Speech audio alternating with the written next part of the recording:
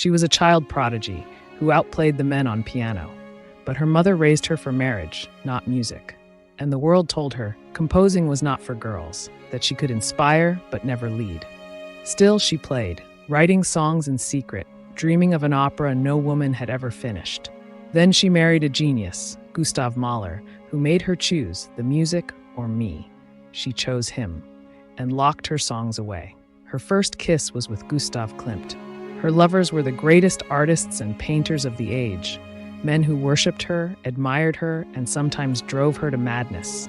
One lover became so obsessed he built a life-size doll in her image and destroyed it in a fit of longing when she left. Still, she tried to play. For years, she was the muse, never the composer. She buried 2 daughters, nursed 2 husbands through death. She crossed the Pyrenees on foot at night to flee the Nazis, carrying her daughter and a manuscript in her coat. She lost everything, her home, her country, her name. But through it all, she played. And late in life, in a quiet apartment above East 73rd Street, Alma sat down at the piano again. And when she did, the world finally listened. This is the story of Alma Mahler. Not just a muse, not just a wife, but a composer the world tried to silence. And this time, the song is hers. From the glittering salons of Vienna in its final days, to the ruins of post-war Europe, from the death of empires to the silence of exile. This is the story of a woman who defied a world that told her to stay quiet. If you like stories like this, stories the history books overlook, consider joining the channel. We have over 80 biographies on women the world has forgotten and who finally deserve to be heard. Now let's begin the story of Alma Mahler, the woman behind the music. She was born on the final day of August in the final decades of the Austro-Hungarian Empire, in a city that still believed beauty could hold back time. Vienna, 1879, a place of chandeliers and shadows, where concert halls swelled with Brahms and Strauss, and salons buzzed with philosophy over candlelight. A city gilded with illusion, ruled by a dying emperor, dazzled by its own decay. Her name was Alma Schindler, and from the moment she could speak, the world told her she was destined to inspire greatness. But she didn't want to inspire, she wanted to create. Her father, Emil Jakob Schindler, was a melancholic landscape painter who believed beauty could be tamed on canvas. Her mother, Anna Bergen, had once been a singer of some promise, but gave up her career to become Emil's wife. Ambitious, volatile, restless. Alma was their firstborn, the jewel of the house, but also its mirror. They struggled at first. Artists and governesses came and went. The painter Julius Berger lodged with them in the early years, and in 1880, when Alma's sister Greta was born, it was an open secret that she was Berger's child. Emil never spoke of it. He treated Greta as his own. Their fortunes changed when Emil won an international prize and received a royal commission from the tragic Crown Prince Rudolf. Money followed. Students came. One of them, Karl Moll, became a fixture. First Emil's protege, then Anna's lover. After Emil's death, he would become Alma's stepfather. She would hate him for the rest of her life. In 1884, the family moved to a villa in the Vienna woods, a painter's idyll where twilight was discussed like color theory, and ghosts were rumored to linger in the walls. Klimt came to visit. So did Hans Makart, Theodor Billroth, poets, thinkers, mystics, and madmen. They wandered through Alma's parlor like characters in a novel. From the age of 5, she watched. She learned that beauty was power, that charm could be weaponized, and that in Vienna, genius was always male. Her father adored her from a distance. He called her Mein kleiner Künstler, sketched her obsessively, and demanded silence when he worked. Alma gave him what he wanted. Even as a child, she understood the fragile economies of affection. She watched him paint for hours, and when he stopped, she praised him. "He was my shining idol," she would write. But idol worship gives no warmth. Her education was patchy: posture lessons, music, French. She devoured books too fast and was scolded for reading above her station. One governess reported she smiled too knowingly. Alma ignored them all. By 8, her posture was proud and wary, a child already performing herself. She learned to play piano before she could write properly. And when the musicians paused, she filled the silence with something of her own. Not yet composing. But something was forming, a sensibility, a fury. Her mother corrected her posture at dinner and taught her how to tilt her head when listening to a man. Alma was being trained to dazzle, but never to lead. Still, she resisted. She refused to play pieces she disliked. She fell in love with Wagner at 10 and dismissed Beethoven as too staid. At 12, she confronted her piano teacher. "You're teaching me to play. I want to learn how to write." And then, just as her confidence was beginning to take shape, it shattered. She was 13 when her father died, a sudden illness, blood poisoning. They were at the seaside in Sylt, where the air was supposed to heal him. It didn't. The messenger arrived while Alma and Greta were eating in a small cafe. "I knew instinctively that Papa was dead," she later wrote. "We ran across the dunes in the wind. Maul met us at the cottage. 'Children, you no longer have a father,' he said." That night, they crept from their bedroom and found his body laid out in a wooden box. He looked like a fine wax image, noble as a Greek statue. We felt no horror. I was astonished only by the smallness of this man who had been my father. The man who had painted her childhood into permanence, gone. With him, something collapsed, in the house and in her. They returned to Vienna in mourning. The salons fell silent. Anna performed her grief with operatic flair, black dresses, closed curtains, sudden visitors. Alma began composing at night, if only to drown her out. But the silence didn't last long. A year later, Anna married Karl Moll, the man who had watched Emil die, the man Alma loathed. Moll was cooler, restrained, a painter of perfect interiors. With Alma, he was anything but. He followed her studies, encouraged her music, praised her face. He told her she was the face of Vienna's future. But he wasn't shaping her genius. He was shaping her image. He taught her how to sit for the light, how to walk into a room as if every man in it were about to sketch her. Alma would later call it performance. At 14, she began describing herself in the third person in her diaries, not vanity. Staging. She was already watching herself become myth. By 15, Alma had a goal: immortality. "I want to be more than admired," she wrote. "I want to do something really remarkable. I would like to compose a really good opera, something no woman has ever achieved." She began studying composition seriously with Joseph Leber, the blind court organist. He was one of the few who didn't patronize her. He took her songs seriously, even as others praised her talent for a girl. "It's a real curse to be a girl," she wrote. "There's no way of overcoming your limitations." Still, she wrote, always songs, set to Heine, Damel, Novalis. They were never light, only dark, always serious. Her sister Greta once said, "It's astonishing how you always find a poem that matches your mood." Alma took it as the highest compliment. Someone had heard her, without touching her, but still, she doubted. Her diary filled with spirals of longing, self-mockery, brilliance. "If only I were a somebody, a real person, not just a frivolous girl who runs her fingers prettily across piano keys." When inspiration failed, she was devastated. When it returned, she begged, "Don't take this gift from me. My sense of melody, it's the finest, purest thing I've ever possessed." At 19, Alma no longer passed quietly through rooms.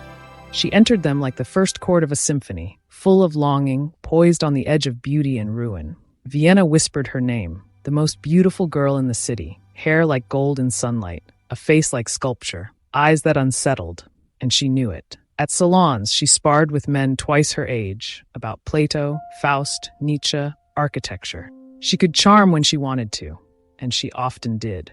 One man said she had turned his head, then vanished. Alma laughed in her diary. "I'm vulgar, superficial, sybaritic, domineering, egoistic."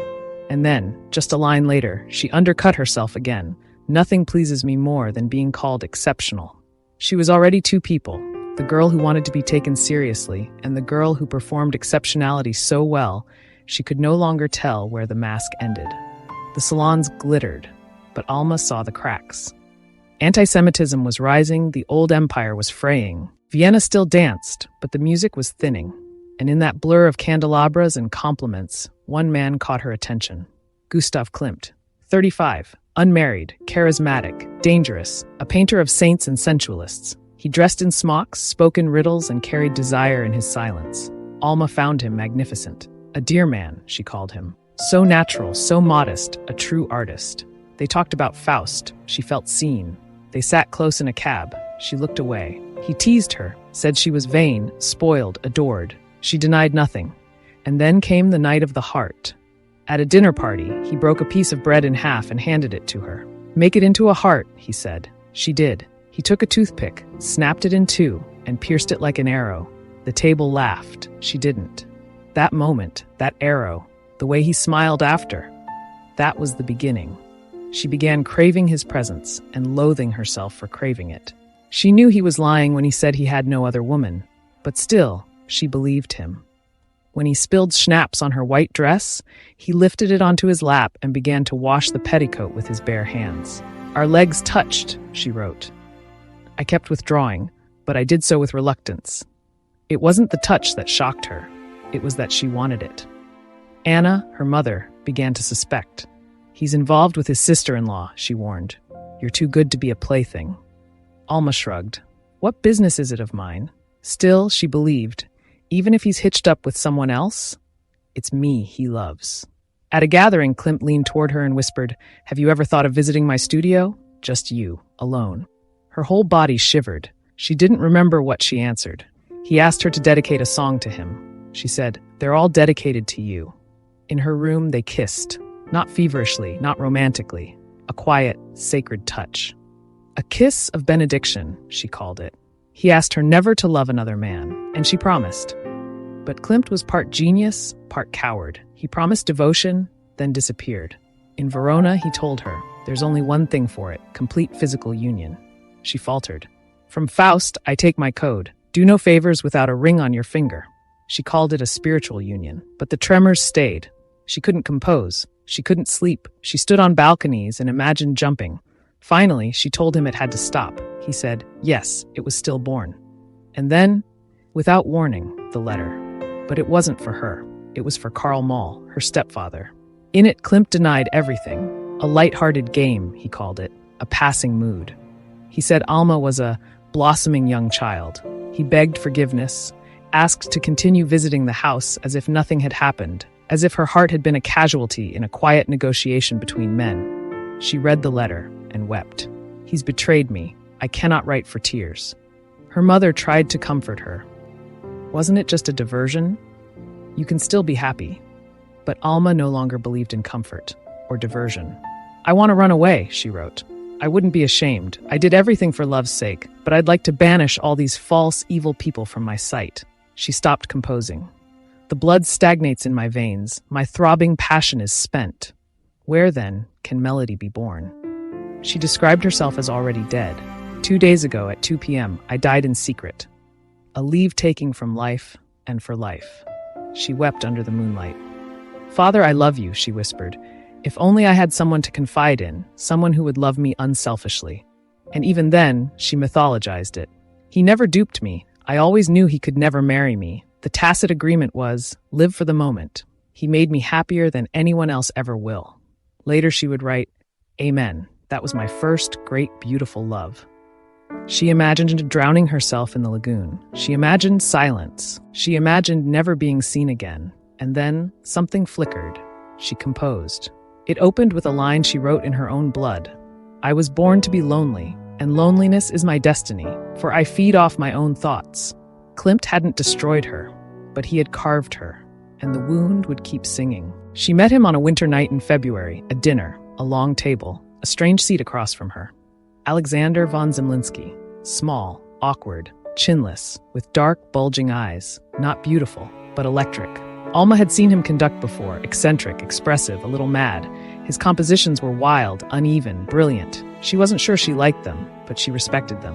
That night, they spoke of Wagner, Tristan, Mahler. He listened. She sent him a copy of her song Stumme Liebe. He came to hear her play. At their next meeting, he smiled and said, "Fraulein, you're a dreadful flirt. If I weren't so sensible, you could turn a man's head." She played for him again. He nodded. "You're full of ideas," he said, "but it's a pity. You don't take it seriously enough." It was the first time a man had said those words not to dismiss her, but to challenge her. Zemlinsky agreed to teach her. Formal lessons. Counterpoint. Harmony. Long afternoons in his cluttered rooms, thick with manuscript pages and smoke. Her portrait sat framed on his desk.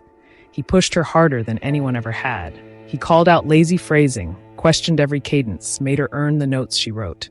If you were a man, he told her, your music would already be published. Alma had heard this before, but not like this. From Klimt, love had cost her music. From Zemlinsky, music came first, and love followed quietly. After one lesson, they lingered by the window. He kissed her hands. She rested her head against his chest. Our lips touched, she wrote, so hard our teeth ached. The next day, everything felt transformed. The trees are greener. The sky is bluer. I long for him. Letters began to pass between them, tender, trembling, strange.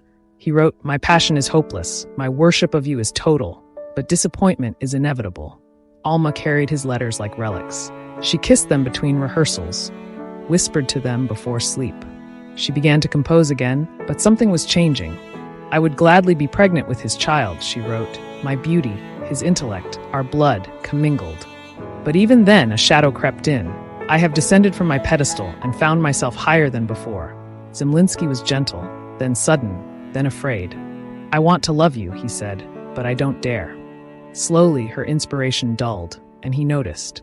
You lack seriousness, he told her. You're insincere. You'll never love deeply. You are superficial. She didn't defend herself. Not really. She just wrote, I am only half a person, and he is only half a man. One of us should have been born complete. She began to split. Not for the first time, but now with names. A soul that longed, a soul that composed, a soul that could feel, and one that could only observe. Neither could speak without being punished. When inspiration left her, she wept. She fell asleep with the pen still in her hand. He wrote long, furious letters. You led me on. You mocked me. I'm the only man who truly loves you. I must be the master, never the slave. She was stunned by the rage. Her family urged her to leave, but she stayed. She wanted the music. She wanted the rigor. She wanted to be seen. She wrote, 2 souls are fighting inside me. One licentious, one artistic. I don't know which one will win. And then a new invitation, a dinner. Mahler would be there. Zemlinsky kissed her on the cheek 2 days earlier. She never kissed him again. She didn't know it yet, but she had just walked out of one life and into another. A life where she would give up her music for a man and never again feel quite whole. Alma Mahler's life was steeped in secrets, in scenes half lit by candlelight, where meaning was always hidden beneath the surface.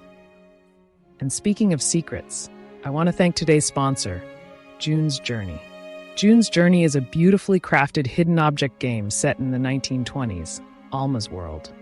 You explore intricate scenes, uncover clues, and solve mysteries that unfold piece by piece. It's relaxed, elegant, and beautifully designed. The kind of game that's satisfying, whether you have 2 minutes or 2 hours. The room is gorgeous, like entering Gertrude Stein's salon. There's the butterfly. And just in time for October, June's Journey is celebrating its 8th anniversary, the Spookyversary. Throughout the month, the game transforms into a gothic Halloween fantasy. You'll unlock rare haunted decorations, take part in a community challenge, and help solve a thrilling new mystery left behind by June herself, buried for over a century. The more you play, the more you can transform your island into a haunted masterpiece. So if you love stories, secrets, and a touch of the supernatural, download June's Journey today using the link in my description or click on the QR code. Don't miss the Spookyversary celebration. The ghosts are waiting. And now back to our story. Alma didn't want to go to the dinner. She knew the stories, the rage in rehearsals, the sharp tongue, the young sopranos he'd taken under his wing. She admired his brilliance, his authority, but not his music. A jumble of styles, she'd once called it, exhilarating and irritating. She knew of Gustav Mahler long before she met him. Mahler was Vienna's high priest of music, the imperial director of the Hofoper, a conductor whose rehearsals could terrify orchestras and transform symphonies. Half the city revered him. The other half feared him. He was 20 years her senior, sharp-featured, ascetic, with a will like fire and eyes that missed nothing. Born a Jew, baptized Catholic, tormented by exile in his own empire, Mahler lived between worlds, and in music he tried to unite them. He was said to compose like a man possessed, to walk forests until inspiration struck, to speak of God and death as if they were keys in a scale. He was not charming, he was compelling. And now she was about to sit across from him. The table was set like a stage. Klimt was there, so was Burkhard. Mahler sat across from her, slight, restless, intense. He said nothing at first, just watched, until she interrupted a conversation about art and compromise. Why has the public allowed this to happen? Mahler turned to her. Such a question, he said, can only be asked by someone young, someone who knows nothing of cowardice.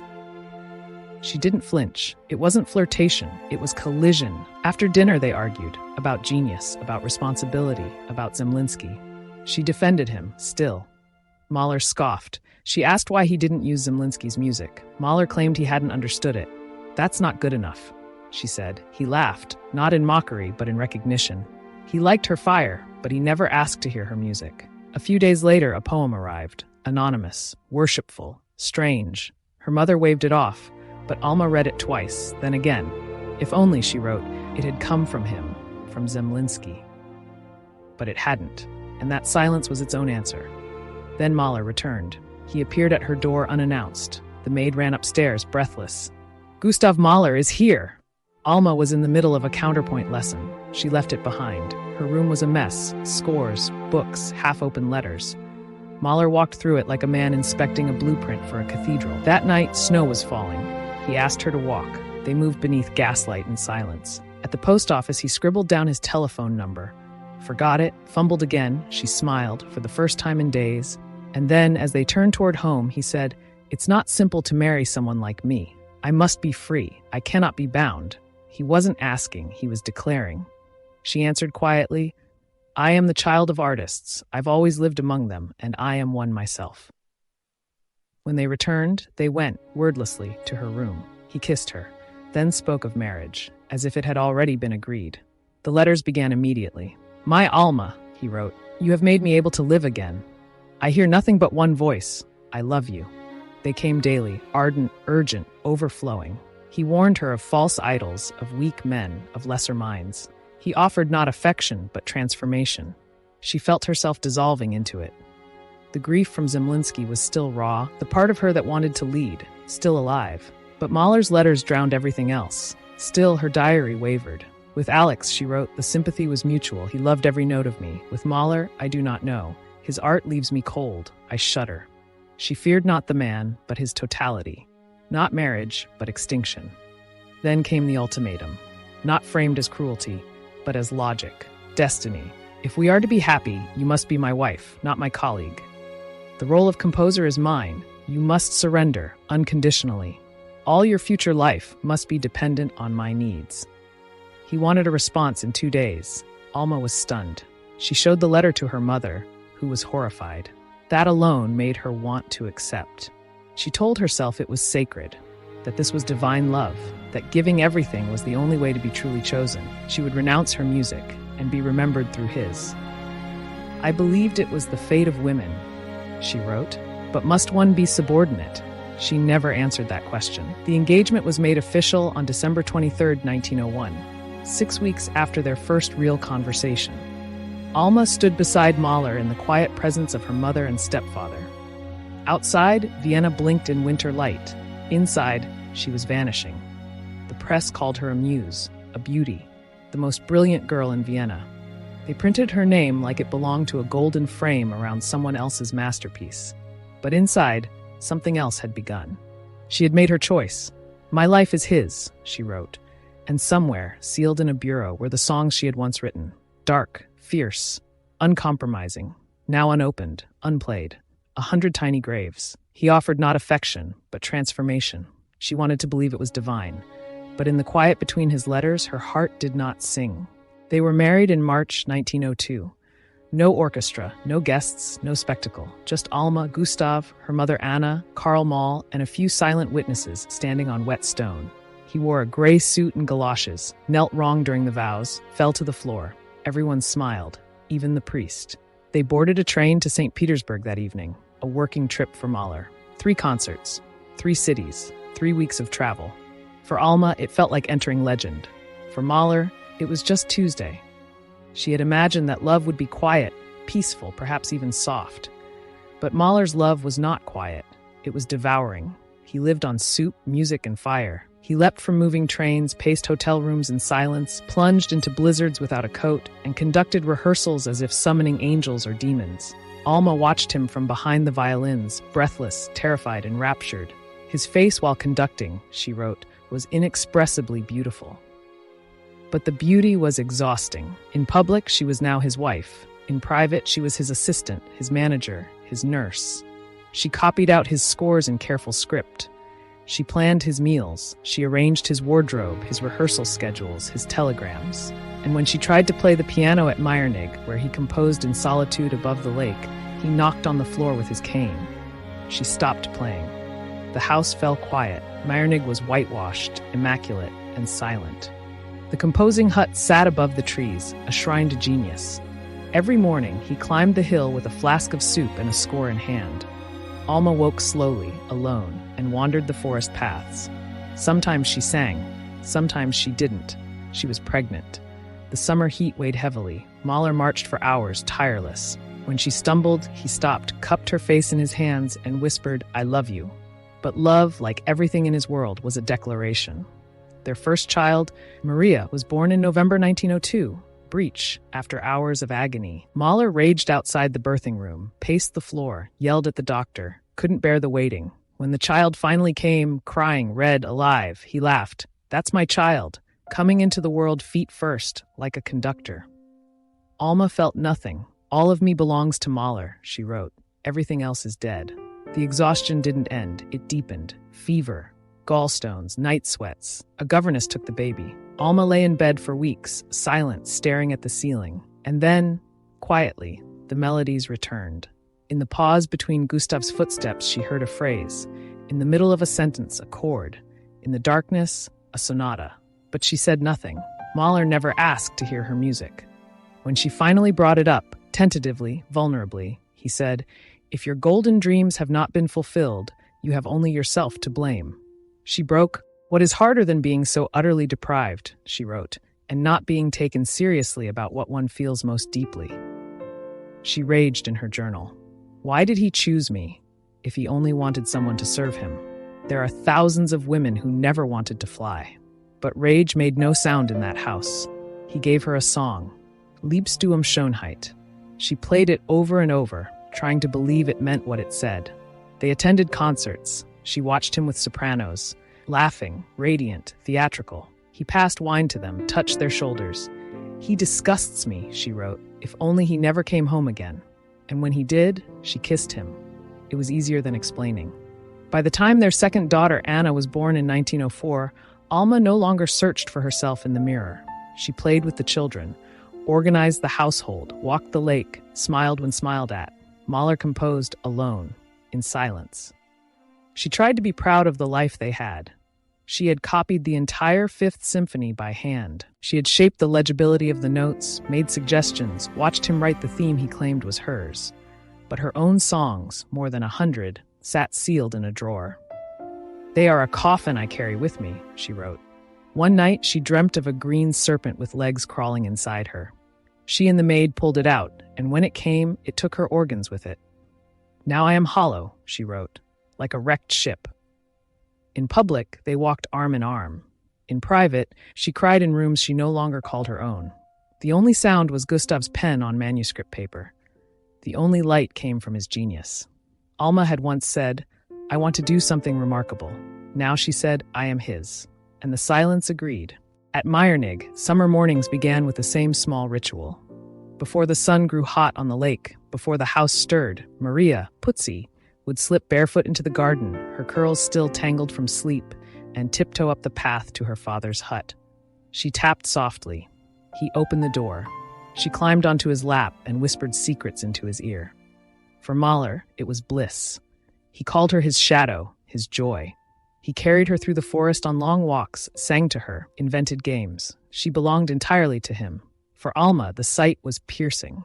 She had once tiptoed around her own father's studio, desperate for affection, watching genius at work and waiting for love. Now she watched her daughter do the same and felt both tenderness and ache. She saw herself in Maria, and she knew the danger of being loved too much. That same summer, Gustav began setting Richard's poems, Kindertotenlieder, songs on the death of children. He worked by lamplight, scribbling feverishly, as if transcribing fate. Alma read the words aloud. She shivered. "Don't tempt Providence," she begged him. "Don't call death into the house." Mahler waved her off. Art was not life, he insisted. A song could not summon tragedy. But Alma felt the shadow falling. The music was too prophetic. In the spring of 1907, illness entered the household. The younger child, Anna, grew feverish, scarlet fever. Alma panicked. She sent Maria away to her mother for safety, keeping the girls apart. For weeks, Alma nursed Anna back to health, sleepless, wringing sheets, fighting despair. At last, Anna recovered. Alma, relieved, brought Maria home. For a brief moment, the family was whole again. The storm seemed to have passed. She even allowed herself joy. But fate was patient. It was Maria who fell sick next. First a fever, then diphtheria, then scarlet fever. The house grew silent. Alma sat at her bedside, pressing cold cloths to her skin, whispering prayers, singing lullabies in a trembling voice. Maria's breathing rattled. Her skin burned. Mahler could not bear it. He shut himself away in his study, pacing, locking the door, listening only to the silence between breaths. Alma felt abandoned, but she could not move. She would not leave her child. The illness dragged on. Doctors whispered. Sheets were drenched. Nights blurred into days. One night, Maria choked, eyes wide in terror. The doctor prepared for a tracheotomy. Alma could not watch. She fled the cottage and ran to the lake, where she screamed into the wind. Thunder rolled through the mountains. She collapsed on the path, sobbing. At dawn, it was over. Maria lay still, her eyes open, staring at nothing. Alma collapsed. Her mother, Anna, fell with a heart attack at the graveside. Both survived. Mahler broke apart. He wept uncontrollably, fled down the corridor like a child, hid in his room. When he emerged, it was only to collapse himself. Doctors examined him. The verdict, valvular heart disease. His life expectancy, 4 years at best. In the silence that followed, Alma felt the weight of an unspoken truth. She had brought Maria back too soon. And though Mahler never said it, she felt his eyes upon her. She believed he blamed her. She blamed herself. It was the quietest tragedy of all, a grief neither dared speak aloud. Meyernig, once their refuge, was packed into crates and sold. Too many ghosts. Gustav began sketching, the song of the earth. Every note was a farewell. Alma wrote, "Mahler and I were alienated. Our suffering drove us apart. I lived his life. I had none of my own." Maria was gone. Gustav was broken. And Alma was nowhere. In the spring of 1907, the Vienna Opera turned against its own conductor. Musicians mutinied. The newspapers hissed. Mahler had banned Salome.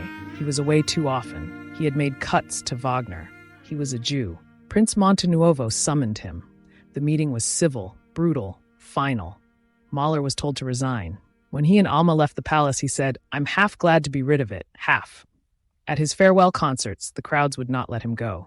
The Second Symphony brought the house to its feet. Ovation after ovation, the orchestra rose.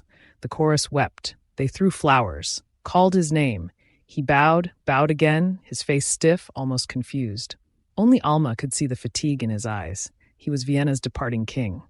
And she was already a ghost. They stood on the platform at Westbahnhof in the early morning light. Word had spread, "Come to platform 3, 8:30 a.m. 200 people arrived.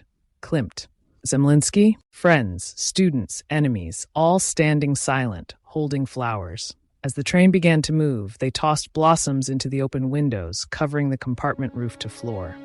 Klimt whispered, "It's over." Alma didn't look back. She was glad to be leaving Vienna. Too haunted, too heavy, too many eyes watching what she had become and what she had lost. On the voyage, Mahler lay motionless on the bunk.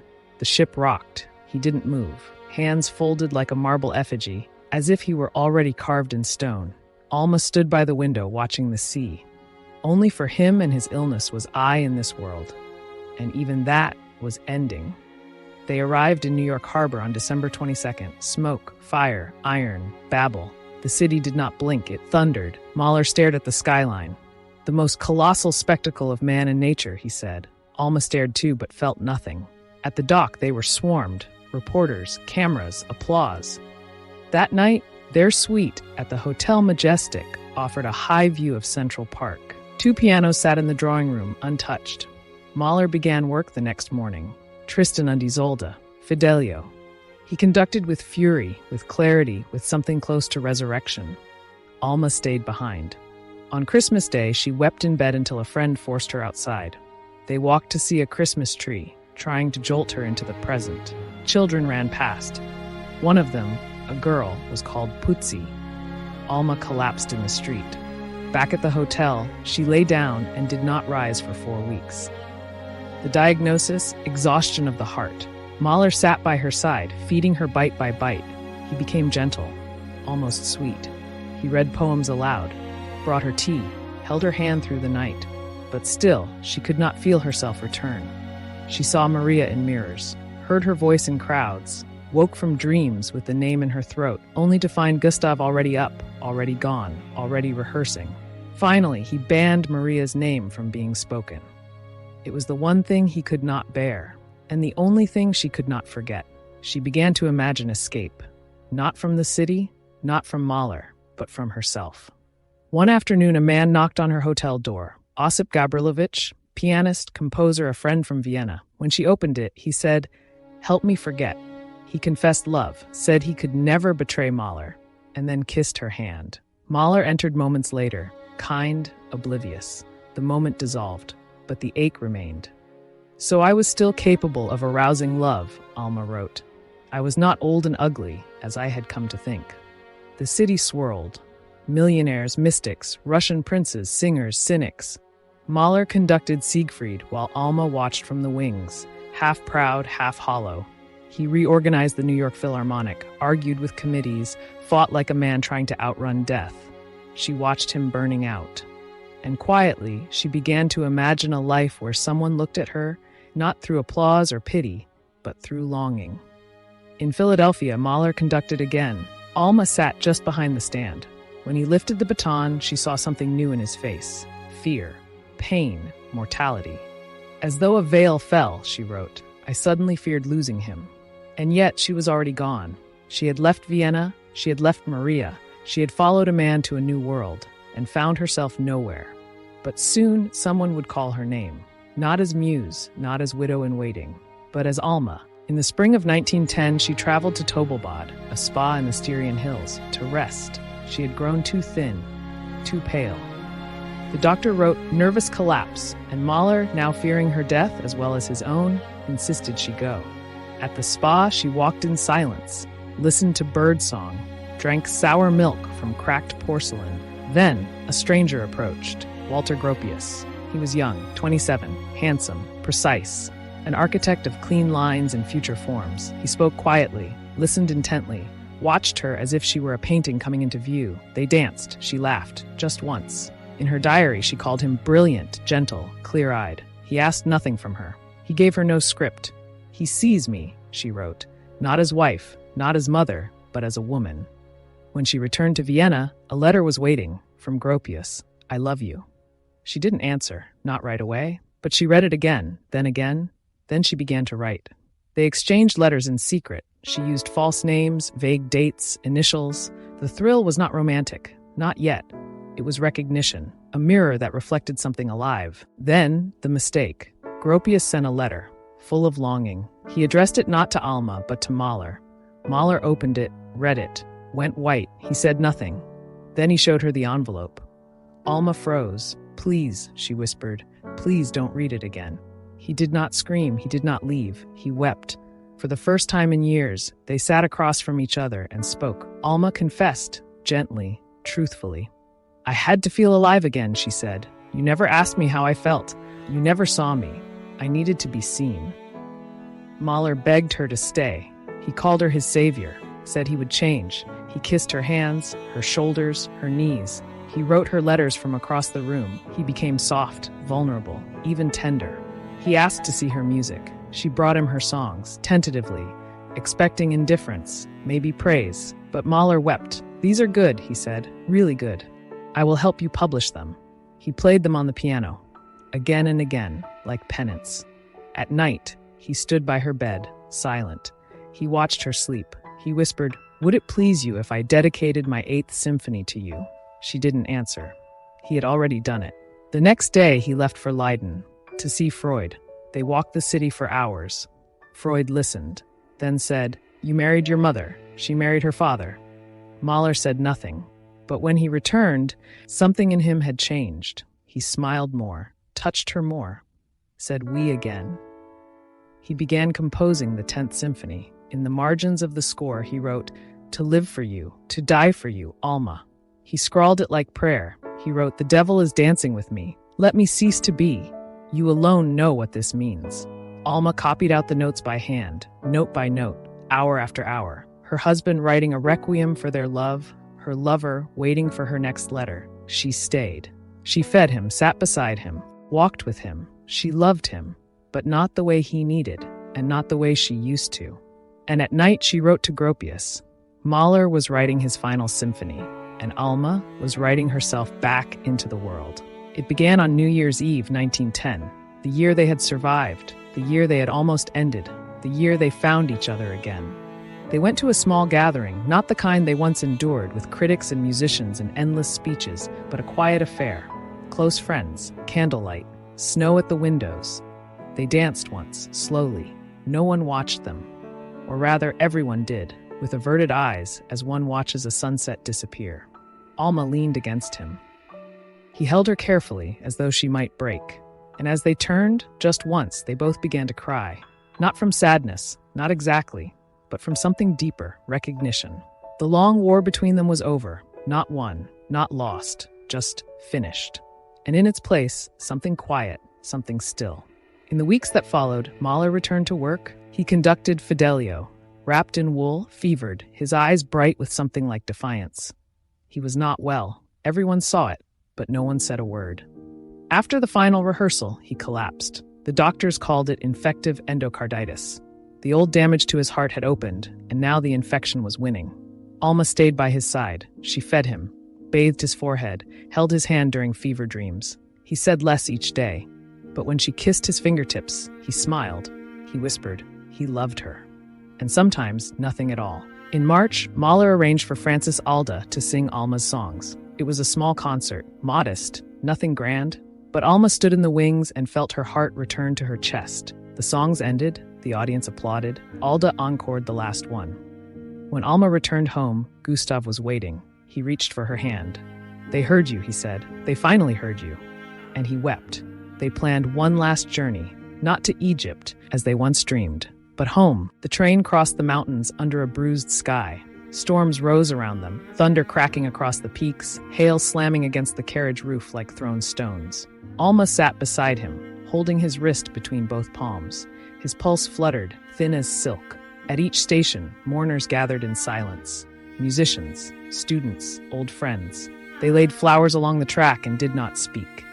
The train moved slowly. The storm followed. In Paris, the sky cleared. But Gustav did not. He was moved to a clinic in Neuilly. Alma slept in the chair beside his bed, her hands folded, her body barely heavier than his. He no longer joked. He no longer asked questions. He just whispered, "Mozart." Once he said, "We'll go to Egypt." And Alma nodded. "Yes, Gustav, we'll go." On his final day, he opened his eyes only once, raised his hand, conducted something no one else could hear as Alma rested her head on his chest, listening to the soft beating of his heart. And then gently, he stopped. Alma was not allowed at the funeral. She was too ill, or so they said. She lay in her room, the windows open, listening to the bells toll across Vienna. The streets below were filled with umbrellas, a sea of black, drifting toward the cemetery. And then, a journalist wrote, "At the moment they lowered the coffin, a rainbow broke through the clouds, and a single bird began to sing."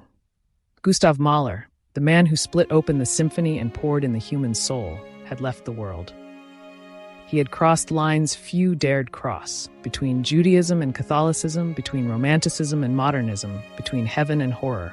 His music had held everything, peasant dances and funeral bells, children's laughter and the scream of God. He gave Europe its last great cathedral of sound before the guns came. Now the cathedral was silent, and the woman who had stood at its altar, muse, wife, prisoner, savior, was left in the stillness. Now, on the eve of war, she was alone. A young daughter, a legacy. Songs she carried like a coffin, and a silence in her mind where her two selves, mother and muse, artist and ornament, began to fight for the future. And the symphony, at last, was hers to finish. She did not wear black. Gustav had forbidden it. Instead, Alma lay in bed, 31 years old, paralyzed by the stillness he left behind. It was more than grief, it was absence. For nearly a decade, she had lived inside his genius, and now that it had stopped, time moved on without her. Then, music returned. She played the piano with her daughter Anna for hours. Mozart, Schumann, and fragments of her own compositions surfaced like driftwood from the deep. She wrote, "I want to catch up on what I failed to do for 9 years. I want to get well." But the calm was fleeting. She and Gropius met again in Vienna, a reunion that fizzled. The intensity that once bound them had faded. He delayed his visits. His letters cooled. Then one day, he ended it. The words were strangely poetic, a swirl of sun and ice, devils and angels, but the message was clear. Their paths had diverged. By winter, Alma stood alone, not Mahler's wife, not Gropius's love. She received a pension as Mahler's widow and began hosting again, her garden full of sunlight and string quartets. While searching for greatness in men, she wrote, "I was facing life, tempting, seductive life, and so she filled her garden with brilliance." Franz Schraker came first, a composer with thick brows and a luminous imagination. Alma found him gifted but ephemeral. He passed through her life like a motif that never resolves. Then Dr. Joseph Frenkel, the man who had watched over Gustav in his final days. Alma once called him the most stimulating mind she knew, but when he returned from America, he was ill, diminished. He proposed, she declined. Their farewell was tender but final. And still the men came, in reverence, in worship, in delusion. One of them was the biologist Paul Kammerer. Years earlier, he had appeared at Mahler's doorstep uninvited, hoping to serve. Now, with Gustav gone, he devoted himself to Alma, not as admirer, but as disciple. He begged to involve her in his work at the Institute for Experimental Biology. She agreed. Each morning, she tracked the molting patterns of praying mantises. Soon, he installed a terrarium in her apartment. Salamanders escaped into stairwells. Neighbors were horrified. Kammerer came to retrieve them, fingers bleeding and cracked beneath the skin. Then came the letters. Obsessive, fawning. He kissed the warmth she left on chairs. He threatened to shoot himself, preferably, he said, on Mahler's grave. Alma told his wife, "Thank God he brought his lonely heart to me, because I don't want him. So you haven't lost him." Years later, he would fall in love with 5 sisters, be refused by them all, be discredited as a biologist, and end his own life. But for Alma, he was just one more shrine she could not bear to tend. And then Oscar Kokoschka. He was 26, pale, feverish, wide-eyed, with paint on his fingers and blood on his handkerchief. The man Klimt called the greatest talent of his generation. He came to sketch her portrait. Alma played piano as he watched, not like an artist, but like a man already drowning. Then, without warning, he embraced her. She didn't respond, and somehow that deepened the spell. He fled. She trembled, and the letters began. They arrived like incantations. He begged her to marry him. Not for love, for survival. Alma felt it like a fever. She went to him. They became lovers. It was rapture, and it was ruin. She later called it 3 years of violent struggle, of love, of hell, of paradise. He devoured her, worshipped her, needed her in ways that felt more spiritual than romantic. Alma, in turn, glowed in the power she held over genius. That, more than love, had become her desire. He sent her red silk pajamas. She mocked them, so he wore them himself, parading through his studio like a dandy in delirium, surrounded by mirrors and half-finished canvases. Then came the jealousy. He followed her to the coast, whistling under her window until dawn.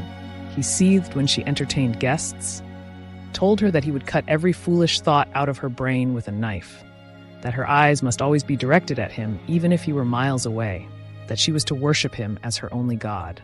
One night, as she played Parsifal, he whispered a twisted version of the text into her ear, vulgar, obscene. She ran.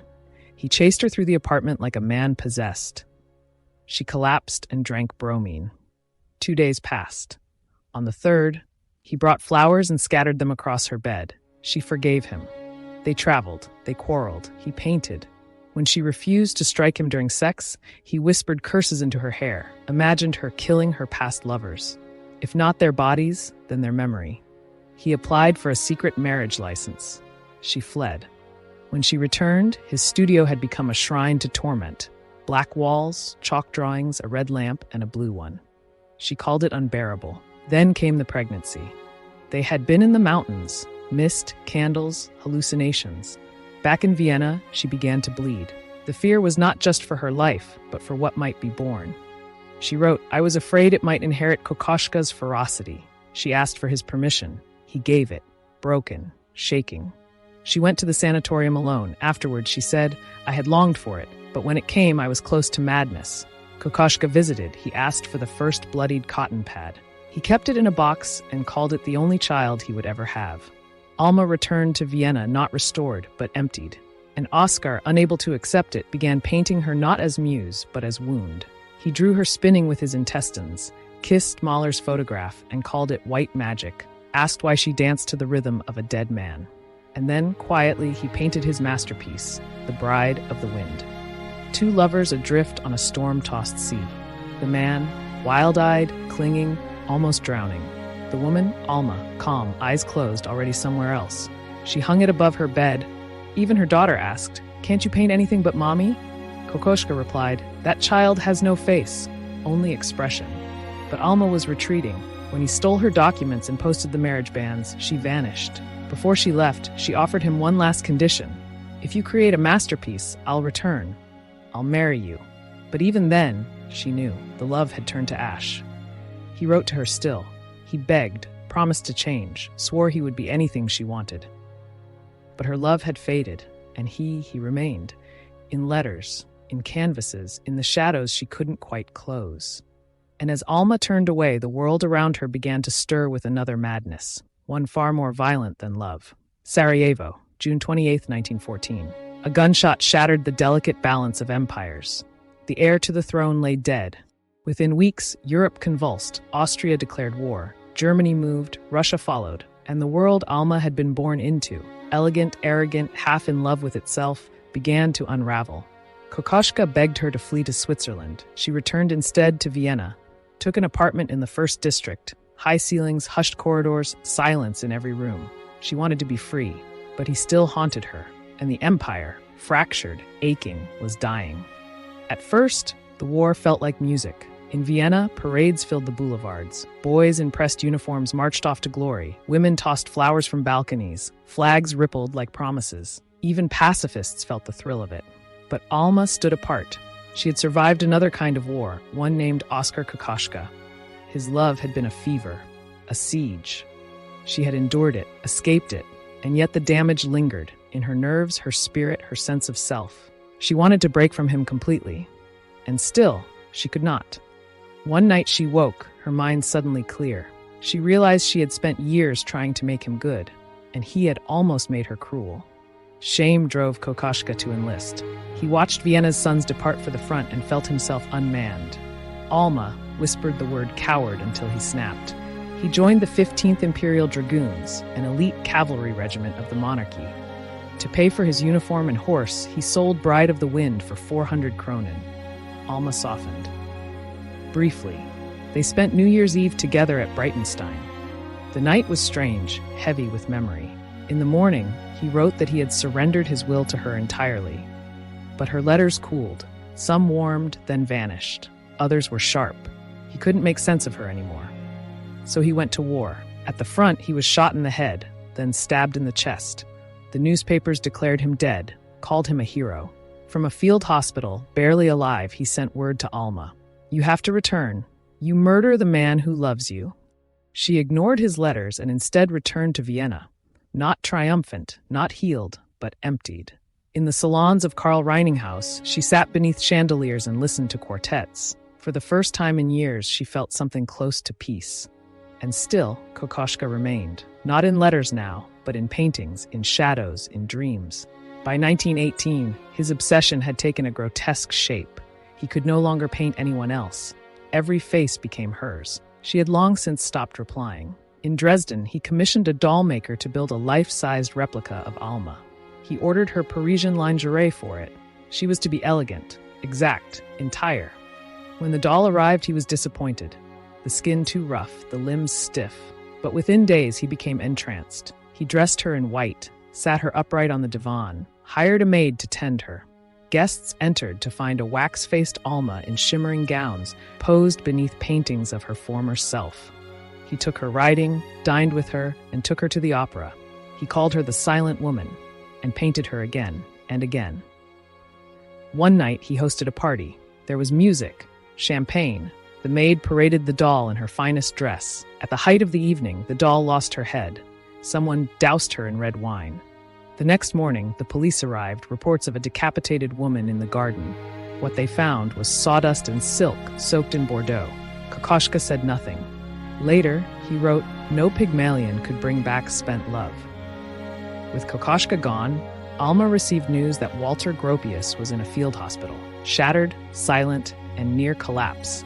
Something stirred in Alma. She remembered him walking the grounds of Breitenstein, measuring the land with long, decisive strides. Now she could not stop thinking of him. She wrote, hoping he would return safely.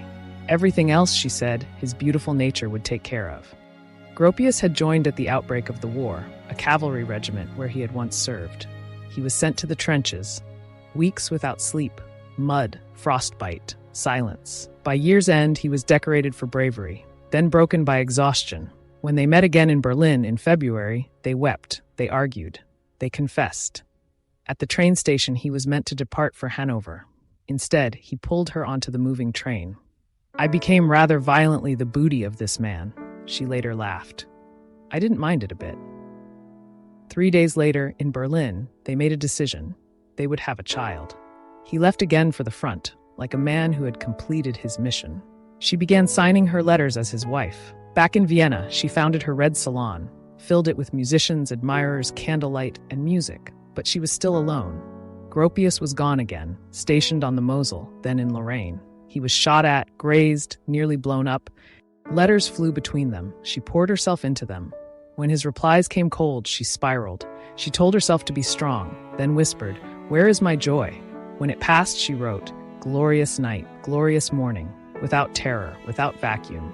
The longing returned quickly.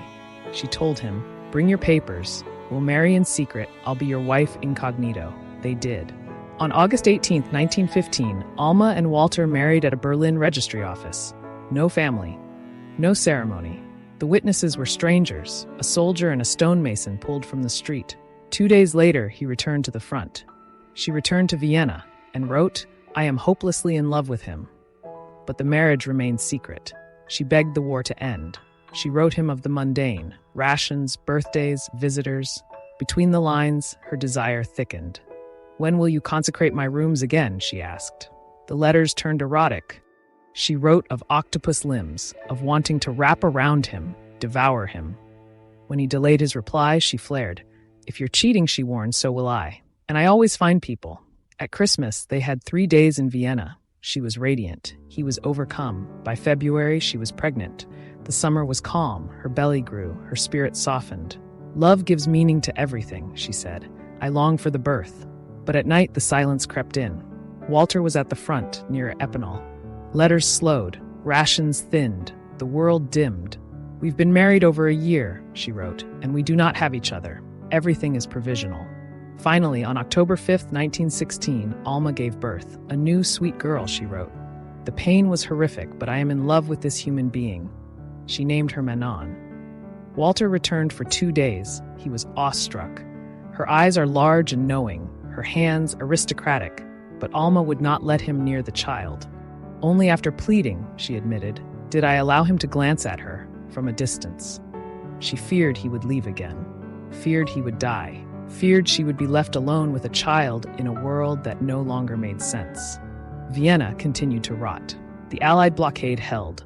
The harvests failed. What little food remained went to the front. Starvation crept through the city like fog.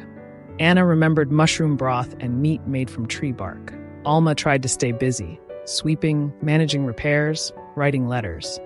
But domesticity had become a trap.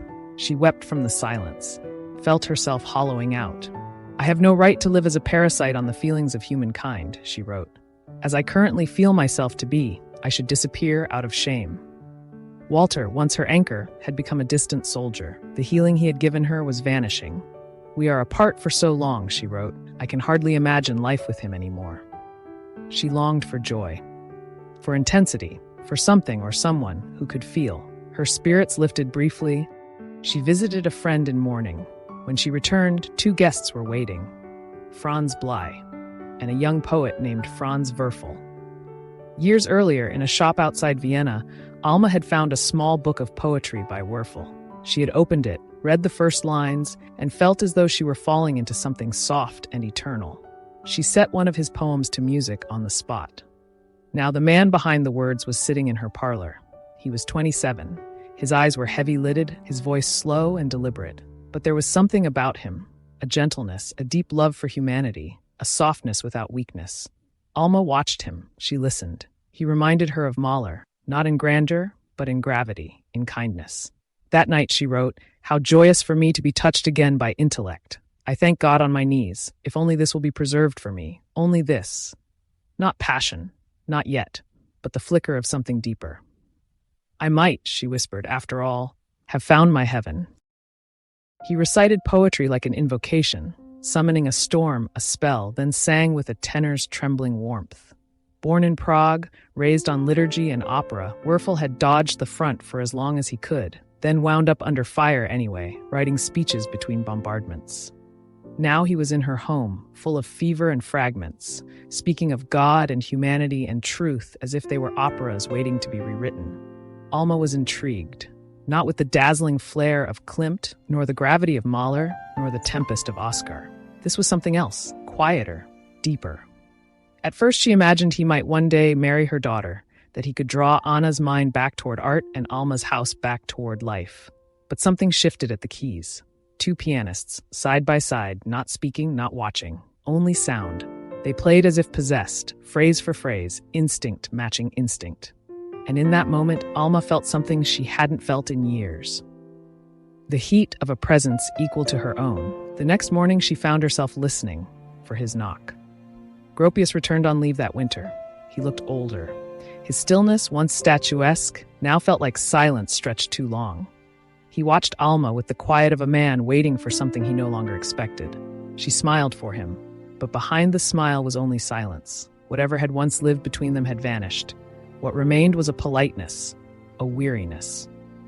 A man clinging to a marriage that no longer held shape.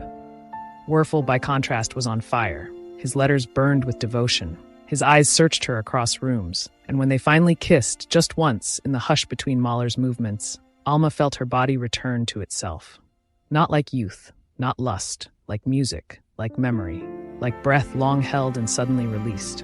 As if she had been muted for years, and someone had struck a tuning fork inside her chest. He came often.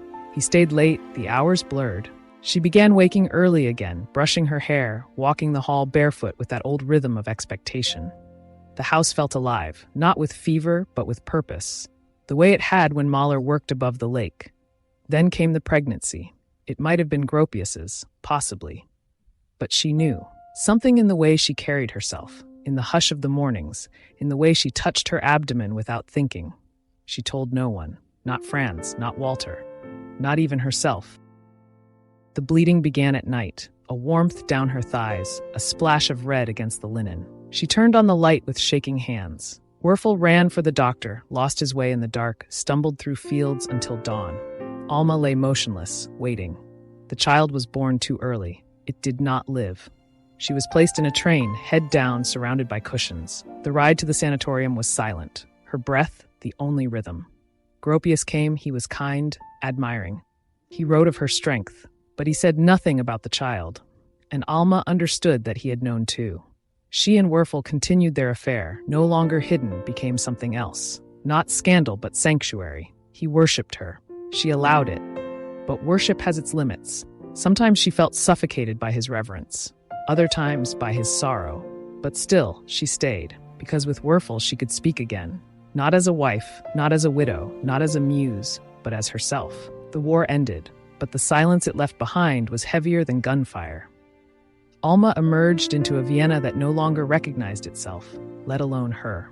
The empire had died with a whisper, and the city, starved and shell-shocked, was suddenly provincial. The old world had collapsed, and the new one was coarse, improvised, uncertain. Now divorced from Gropius, Werfel was beside her openly, no longer just a lover in the shadows. They traveled, always. She cultivated Werfel's success, pampered his moods, pressed his collars. He wrote, gave readings in cities that still remembered Mahler. Alma arranged everything. train compartments, advance money, lodgings near cathedrals. She was no longer the girl who had tilted her head when men spoke. She was the architect of another man's fame. But even worship decays. And Werfel, for all his devotion, was porous. He longed for admiration and found it wherever it looked back. Alma watched him bask and began to resent the glare. She called him her man-child, affectionately at first, then with teeth. In Venice, she built a house of shadows. She named it Casa Mahler, hung Gustav's portrait in the entrance, filled its rooms with manuscripts and mirrors. She drank more. Guests came. Conversations wandered toward nostalgia, then into noise. But she had changed. Her daughter Anna, grown now, had begun slipping from her grasp. A brief marriage to a conductor ended quickly. She returned home but did not stay. Alma watched her go, again and again, and felt something hollow open beneath her. Manon, her last child, the one she had chosen to keep. Gropius's daughter, but more than that, an echo perhaps of the girl Alma had once been before genius devoured her. Manon had grace, stillness, a kind of strange, quiet poise. She was not radiant like Alma. She was something rarer. She was composed. And then came the pain in Manon's legs. It began after a long train journey. Alma thought it was fatigue, but by the time they reached Venice, the girl could barely walk. The diagnosis arrived like thunder: polio. Alma packed immediately. The paralysis spread upward, invisible but relentless. Alma sat beside the bed, eyes fixed, waiting for signs of reversal. Anna arrived. She ran through the city, found an oxygen machine, dragged it through narrow streets while her sister's breath grew shallow. Chancellor Schuschnigg sent the imperial ambulance train, a carriage once reserved for Emperor Franz Joseph. The symbolism was not lost on Alma. She boarded it in silence. In Vienna, Manon rallied. She spoke, she read, she performed. For a moment, the disease seemed to retreat. Karl Zuckmayer brought her a pet snake. Otto Klemperer rehearsed music with her. She performed Shakespeare monologues, Joan of Arc, viola, while visitors wept behind curtains. But Alma knew she had watched this once before. Maria's face, so long ago, in a wooden box by the sea, the whisper that followed her through marriage, through lovers, through rooms where Mahler's music still lingered. Alma had survived one daughter's death by pouring herself into genius. There was no one left to pour into now. "I'm not going to get well," Manon said. "You persuaded me into acting out of compassion." On Easter Monday, she died. Alma did not attend the funeral. She never did. Not for Mahler, not for Maria, not for this. She stayed in the house, curtains drawn, a bottle open, a prayer abandoned. Bruno Walter composed Violin Concerto in memory of an angel. Alban Berg dedicated it to Manon. Zuckmayer wept. Friends wrote letters that tried to gild the moment, too celestial for earth, but the ache remained, low and constant. Alma packed Casa Mahler into crates. Manuscripts, china, letters, gloves. She sailed for America that winter. Werfel's book on the Armenians had just been published in English. In New York, the exiles of empire welcomed them with open arms and downcast eyes. At the cathedral banquet, a priest intoned, "We were a nation, but Franz Werfel gave us a soul." Alma clapped softly. She made a remark about the flowers. She did not speak of Manon, but her grief lingered in the way she held her wineglass, the way she watched shadows move across the wall. The silence had returned, not the silence of awe, nor the silence of peace. The silence of having nothing left to say. She moved through hotels like a woman in mourning who had forgotten the name of the dead. She dreamed of Mahler's hut above the lake. Sometimes she heard Werfel's voice and wondered what it would be like to leave him too, to leave everyone.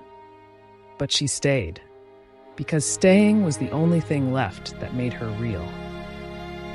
They called her the Great Widow now, but it felt less like a title than a sentence. She moved through rooms that smelled of manuscripts and linen and loss, watching Werfel pace through his triumph. The 40 days of Musa Dag had made him a voice of resistance. She poured his wine, arranged his readings, smiled at his applause. But privately, she drank more, slept later, wrote little. Werfel saw the change. She grew brittle. He tried poems, then dinners, then silence, but nothing restored her. Alma still held court in Venice, in Vienna, in Paris, but the glitter was gone. The great men were aging, dying, or fleeing. The names on the invitations were changing. Now it was Zuckmayer, Broch, Brecht, fewer princes, more visas. She returned to Vienna in 1937. The city was still hers, in name, but she could feel it slipping. At the Hotel Sacher, the whispers had turned wary. Some of her oldest friends crossed the lobby quickly. Others wore pins she did not recognize. Karl Moll, her stepfather, had joined the Nazi party. Her half-sister, Maria, followed. The house on Breitenstein flew a swastika now. Even paintings once loaned to museums were listed as Aryan property. Alma confronted no one. Instead, she watched. In the city square, she saw women laying flowers before a portrait of Hitler. At the opera, the overture felt sharper, more military. Newspapers arrived folded. Eyes lingered longer. Someone had drawn a red slash through Werfel's name in a bookstore window. Still, she stayed. She had stayed through Maria's death, through Mahler's decline, through Kokoschka's obsession. She had watched one empire fall. She did not believe this one would touch her. She was wrong. She tried to board the Orient Express, but the cars were full of uniforms. Passengers were being questioned. At the station, someone whispered that Jewish travelers were being pulled off. Alma clutched Werfel's manuscripts tighter and stepped back from the platform. They began to plan, quietly, to leave the country she had called her home. Alma and Anna boarded the train from Vienna on March 12, 1938, the very day the Wehrmacht rolled in. Outside the station, people wept with joy. Children waved flags. Inside the car, silence. At the border, officers boarded. They asked for baptismal certificates, then luggage. Alma and Anna were taken into a side room, stripped to their slips, made to answer questions slowly, repeatedly. A guard lifted Werfel's name from a passport and asked what a Jewish writer was doing with so many Catholic women. Alma smiled, saving them. They were released after an hour. No apology, just a stamped paper and a nod toward the train. Their route twisted through Zagreb, then Trieste, then Milan. In Budapest, they were refused service at a restaurant. In Zurich, the clerk who had once sent her roses now pretended not to recognize her. They met Werfel in Paris. He kissed her hand. But something in his gaze said he had feared she would never arrive. For a few weeks, they lived in hotels near the Luxembourg Gardens. Alma played the piano when the guests were out.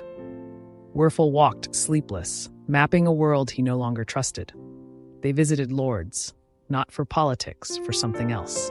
The spring had bloomed early. Pilgrims came to the grotto in procession, touching the rock, drinking the spring water, weeping into their scarves. Alma stood beneath the statue of the Virgin and said nothing. But her hand trembled. Werfel stood beside her, not praying, but watching.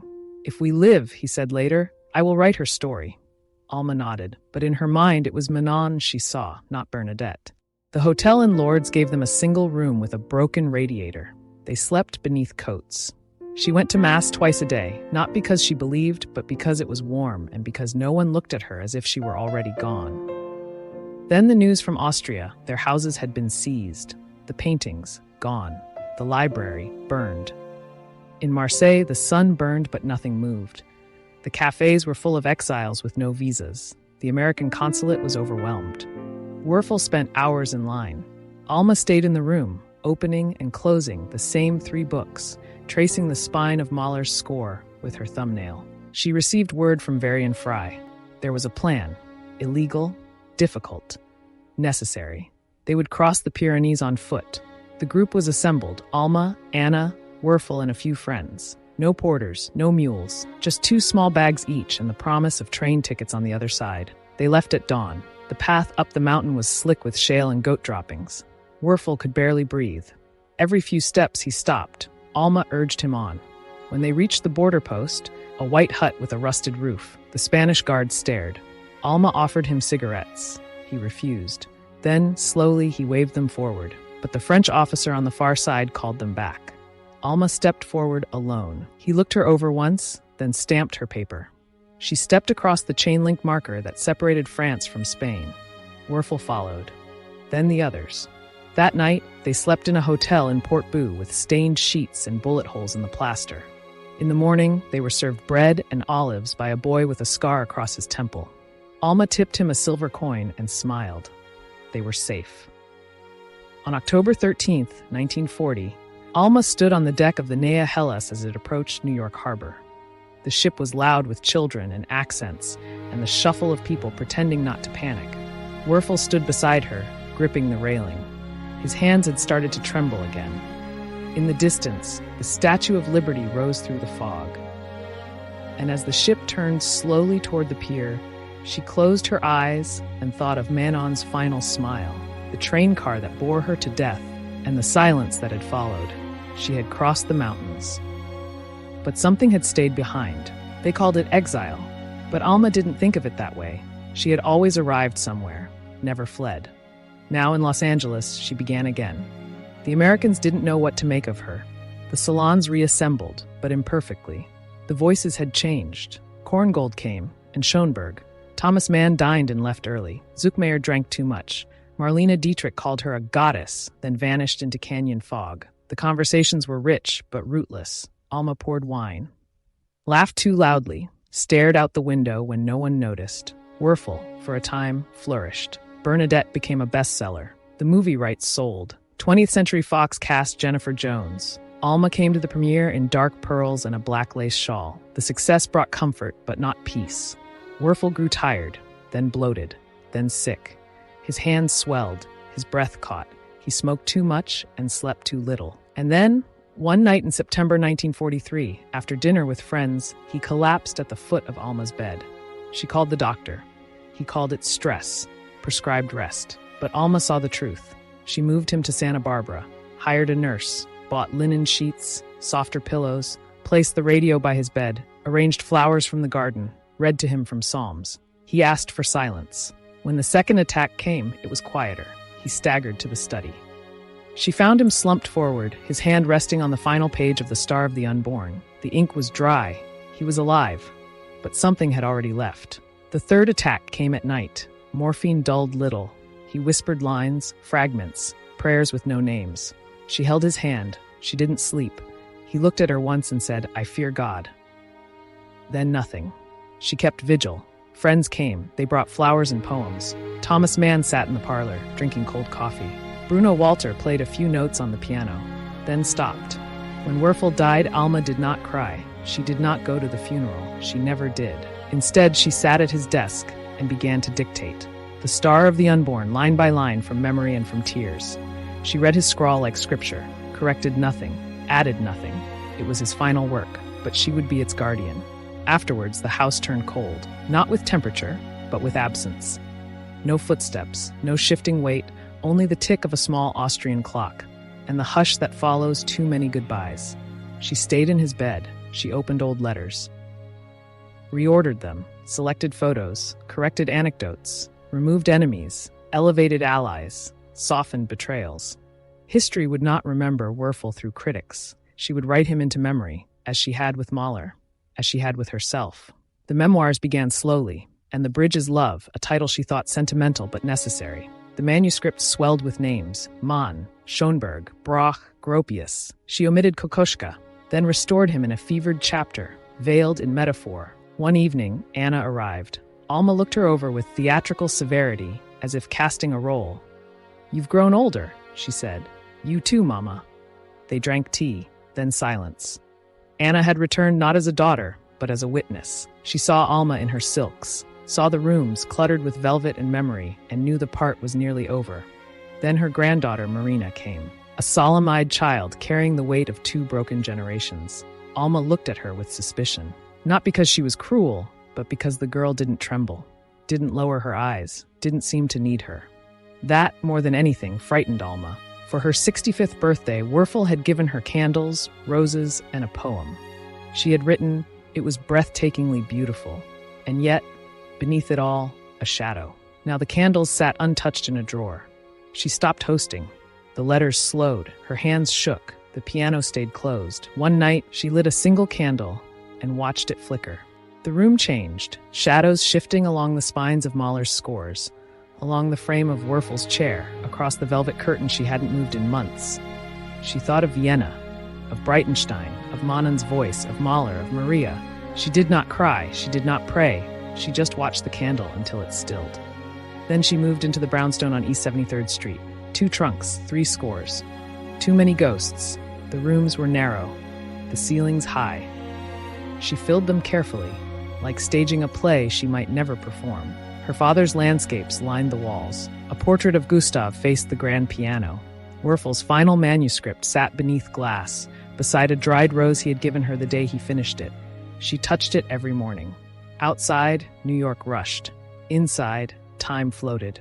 She did not mark it. She poured tea from a silver pot, read Rilke aloud to no one, and waited for someone to knock who never would. She was alone, and for the first time, she admitted it. Letters arrived from Europe.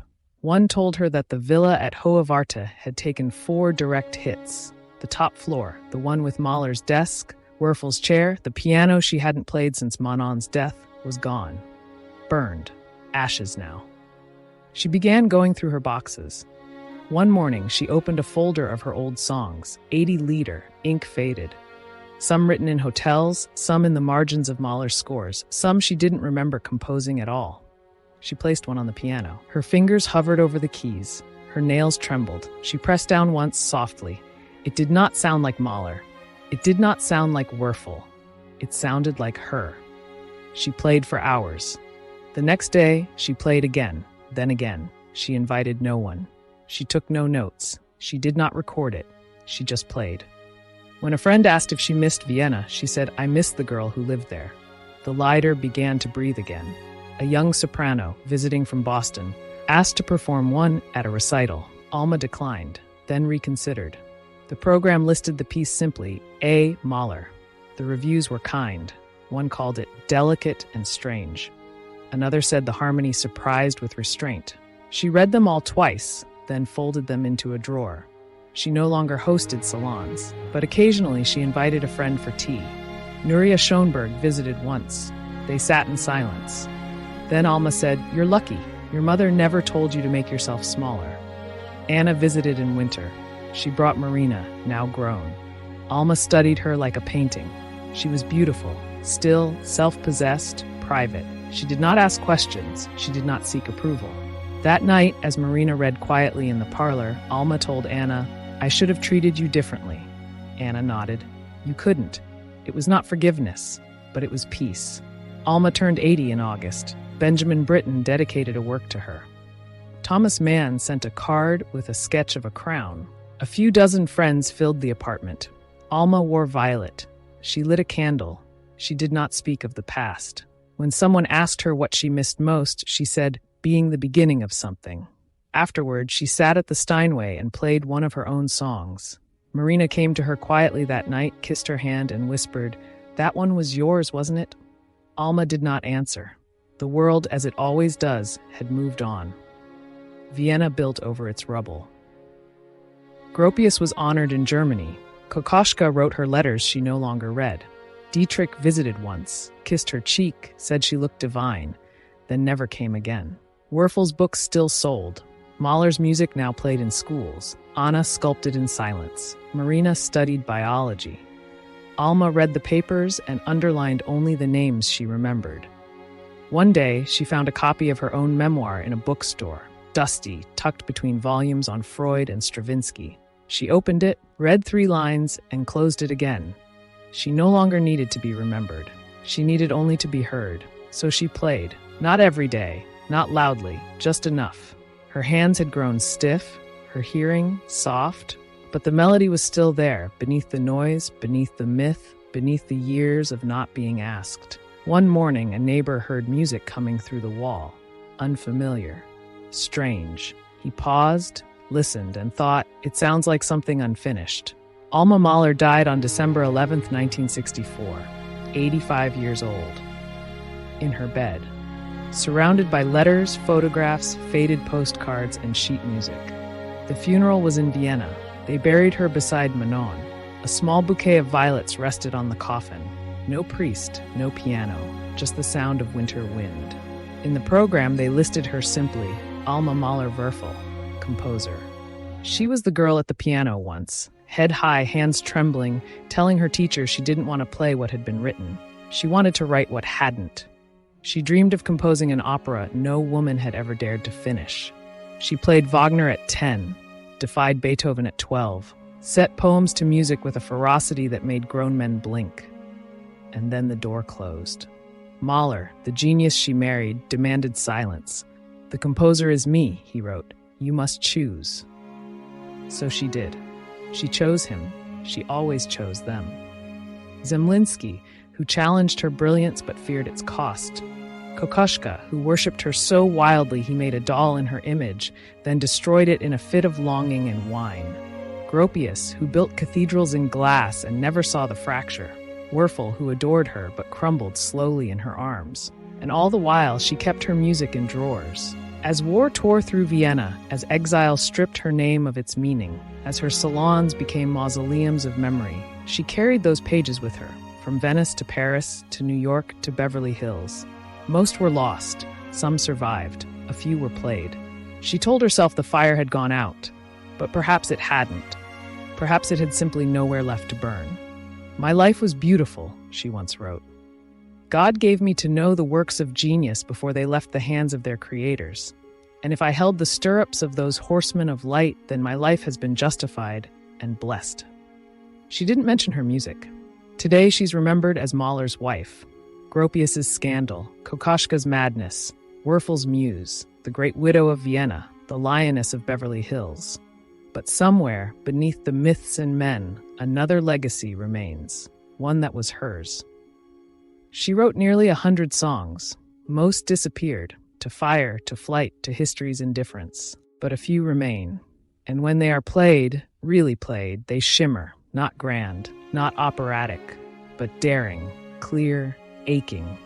They sound like whispered confessions between the notes, and for those who listen, truly listen, they will hear her. Not the Mahler widow, not the Kokoschka doll, not the Gropius scandal, not the Werfel muse, but Alma, the girl who once played Schumann at twilight, the woman who wrote songs in hotel rooms while the world outside burned, the widow who outlived everything but memory, the composer who just once allowed her soul to sing. This was the true Alma Mahler, and this was the song that remained. Thank you for watching this week's story on Alma Mahler, a woman who moved from muse to myth, who stood at the center of Europe's glittering salons and its darkest storms, and whose life of brilliance and contradiction still unsettles us today. But now, I turn to you. Was Alma's life a triumph of survival or a tragedy of self-erasure? Was she the ultimate muse or a composer stifled by the men she chose? Do you think she shaped genius or was she consumed by it? Why do you think history remembers her lover's music but almost forgets her own songs? And finally, have you ever heard one of Alma's surviving lieder performed live? How did it sound to you? Here at Mythic Women, we are not driven by algorithms. We are driven by memory. In a world that rewards 10-second clips and forgets in 5, we choose to linger on the lives that don't fit neatly into headlines. The women deemed too scandalous, too complicated, too brilliant to remember. So thank you for choosing to slow down when the world told you to scroll. You've become part of something rare, a community of memory keepers, soul searchers, and story curators.